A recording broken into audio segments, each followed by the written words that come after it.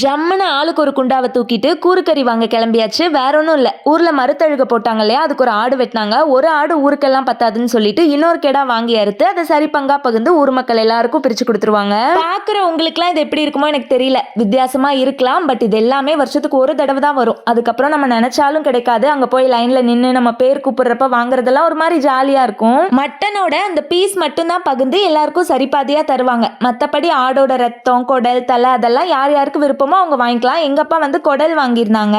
அப்புறம் எங்க மாமனார் வந்து சுவரொட்டியும் ஈரலும் வாங்கி கொடுத்துட்டு சுட்டு சாப்பிட சொன்னாரு. எல்லாருமே அந்த பக்கம் பிஸியா இருந்தாங்க. சரி, பெரிய வித்தையா நம்மளா சுற்றலான்னு சொல்லிட்டு சுட ஆரம்பிச்சிட்டேன். போன டைம் என் தம்பியும் கூட இருந்தான், அதனால ரெண்டு பேரும் மாத்தி மாத்தி சுட்டோம். பட் இந்த டைம் என்னால முடியல, கையெல்லாம் பயங்கரமா கொதிக்க ஆரம்பிச்சிருச்சு.